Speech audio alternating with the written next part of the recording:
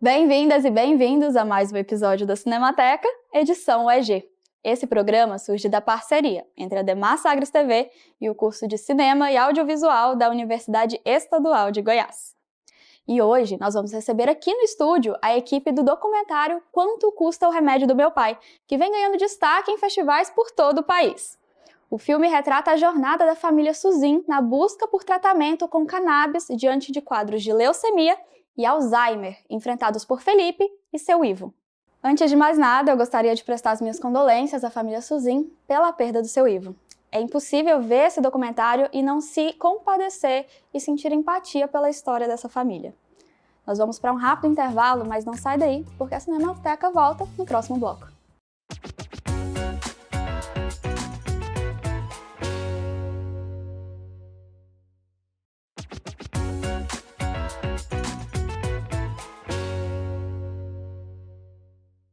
Estamos de volta com a Cinemateca UEG. No último bloco, nós vimos o filme Quanto Custa o Remédio do Meu Pai.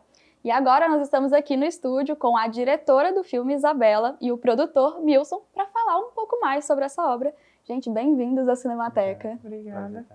E para começar essa discussão, eu quero saber como que surgiu a ideia para começar a produção desse filme? Primeiramente, eu quero agradecer a Demar Sagres TV por nos receber aqui, a Mari. E esse filme ele surge a partir de uma proposta da faculdade, né, de um trabalho de primeiro período, que é um trabalho interdisciplinar de 3 disciplinas, da Ana Paula, do Sandro e do José Eduardo. E aí, lá na faculdade, a gente se encontrou enquanto grupo, e nessa proposta de fazer um documentário que contasse a história de alguém relevante para a cidade, a gente lembrou da história do Felipe Suzin, justamente por ser também uma pauta que a gente acredita ser relevante para a cidade e para o estado saberem um pouco mais sobre. E agora para a Isabela. O documentário ele aborda questões de saúde pública, né, de saúde assim geral, mas também temas muito delicados sobre a família Suzin. Eu quero saber como que foi dirigir uma história com uma temática tão sensível. Foi muito importante como primeira direção também, porque me fez entender como conduzir um set além da história que estava sendo contada ali. Então foi gratificante, primeiro o Felipe aceitar essa proposta, aceitar participar disso, abrir a sua casa para a gente, poder contar essa história. E eu tentei levar de uma forma delicada até, mas que ele tivesse total abertura para contar, total abertura e liberdade para contar isso, enquanto aquela pessoa que estava ali com tanta vulnerabilidade, sabe? Contando, abrindo sua história pra gente. Então foi muito gratificante e marcante, assim, pra minha história, enquanto no audiovisual, assim, e carreira, né? Então, assim, eu sempre vou lembrar, sempre vou contar e sempre vou enfatizar que é o primeiro e sempre vai ser ele, assim, toda a minha vida. Foi muito bom. E a Isabela foi a diretora do filme, mas o Milson atuou como produtor e também fez a montagem. Eu quero saber como que foi trabalhar nesses aspectos em uma obra que é tão complexa. O roteiro ele foi um processo que partiu de uma história que a gente já tinha um certo conhecimento. O Felipe, em 2019, ele fez um vídeo contando sobre a melhora do seu Ivo, né, usando a cannabis medicinal, e foi um vídeo que teve um alcance muito grande no Brasil e até internacionalmente. Esse vídeo também fez o Felipe ser convidado para o encontro com a Fátima Bernardes lá na Rede Globo. A gente teve algumas reportagens aqui no Jornal Anhanguera, em Goiânia, também sobre o caso da família dele. Então, a gente retomou essa história que a gente já conhecia um pouco, e o desafio foi pegar uma história que já era uma história potente, que a gente já conhecia essa melhora do seu Ivo, e tentar colocar isso na formatação de um documentário. Justamente porque a gente vê no audiovisual, no cinema em especial, né, nesse ato de se reunir com mais pessoas para assistir um filme, uma forma de falar sobre assuntos complexos e ter uma maior abertura. Então, a gente já enxergava nessa história um potencial muito grande de diálogo a respeito desse assunto, de uma forma qualificada. E aí o Felipe ele foi muito querido também porque ele abriu com a gente muitas imagens de arquivo que ele tinha. Então, isso foi muito importante para o processo de montagem e foi uma coisa que tornou muito mais rico o nosso documentário, porque embora cerca de 70% do documentário a gente tenha filmado, os outros 30% foram imagens de arquivo que já existiam e que eram imagens muito boas. No caso da entrevista da dona Solange, que é a mãe do Felipe e esposa do seu Ivo, a entrevista dela parte do momento, lá em 2019, onde eles estavam gravando um vídeo para justamente pedir o HC na justiça, para o juiz. Então, aquele relato dela vem do momento de maior ápice sentimental, que é o momento que ela vê o marido dela melhorando a partir daquela medicação e entendendo que eles não podem perder aquele direito. Então, eles dependem que o juiz que vai ver aquele vídeo, que é o mesmo que a gente vê, veja a importância daquilo e dê para eles esse direito de cultivar legalmente. E aí a montagem foi um processo que levou alguns meses, foi muito interessante porque eu assisti todos os arquivos que o Felipe compartilhou comigo, e a primeira vez que ele começou a gravar foi em janeiro de 2019.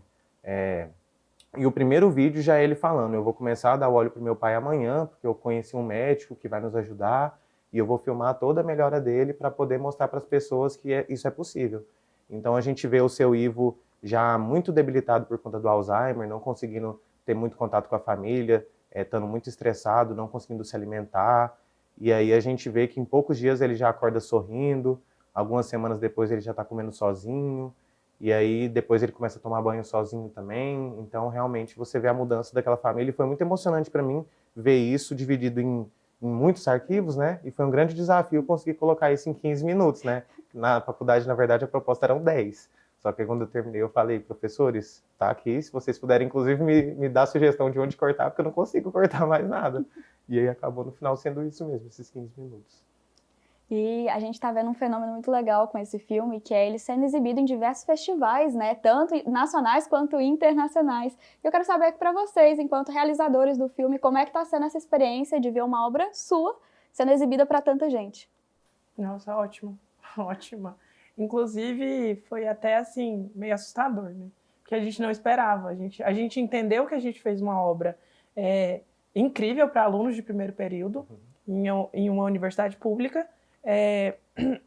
E aí, quando a gente viu que, já na primeira sessão, muitas pessoas colaram, muitas pessoas que a gente, de outros cursos, inclusive, lá na UEG também tem história, né? No mesmo horário que o nosso. E muitos deles participaram de praticamente todas as nossas sessões, assim. Então, foi um alívio também saber que a gente não se dispôs tanto para nada entre muitas aspas, que foi incrível. Inclusive, agora foi para a Argentina, né? A gente nunca imaginou, nunca, assim. O nosso máximo era aqui mesmo, aqui que eu digo Brasil, mas quando a gente recebeu o convite do FIC Argentina, foi assim. E foi um convite, melhor ainda, a gente não teve que se inscrever, foi um convite para eles mostrarem o nosso filme para outro, fora da fronteira, né? Então, assim, foi incrível. Para mim, foi um sentimento de alívio, assim. Eu consegui tirar o peso de que eu consegui, a gente conseguiu algo tão grandioso, assim, fora da faculdade.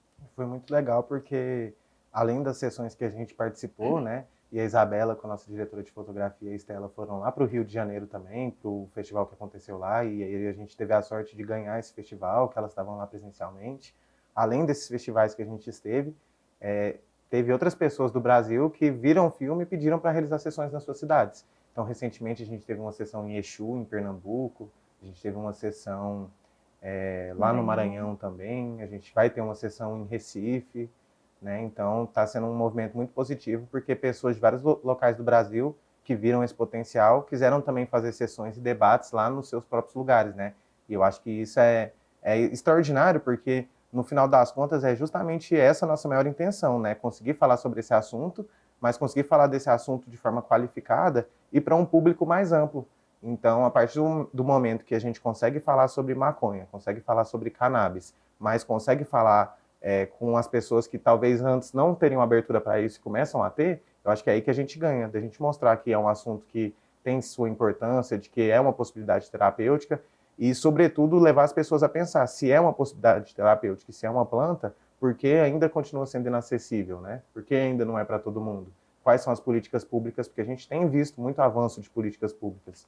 Inclusive aqui em Goiânia, recentemente, no dia 18, o Lucas Quitão apresentou a proposta da criação do Centro de Tratamento de Cannabis Medicinal aqui no município de Goiânia. A gente tem leis a nível estadual e municipal que falam sobre o fornecimento via SUS, embora essas leis na prática não funcionem e sirvam como jurisprudência para os pacientes tentarem judicializar e aí sim conseguirem. Então, realmente propor esse debate e, sobretudo, conseguir chegar nas famílias, né? é o fato da tia da Isabela ter visto, da minha tia ter visto, da minha avó ter visto. Para mim isso aí não tem preço, conseguir falar sobre esse assunto com esses públicos, sabe? É isso, gente. Eu queria agradecer demais a participação de vocês aqui na Cinemateca, por terem topado essa entrevista. Agora vamos para um rápido intervalo, mas não sai daí porque voltamos já com mais Cinemateca UEG.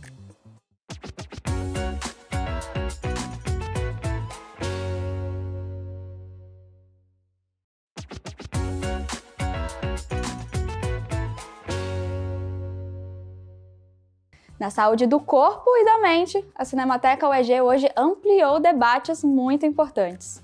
E eu fico muito feliz de poder ter acompanhado essas discussões aqui com você. A Cinemateca fica por aqui, mas eu te vejo no próximo episódio.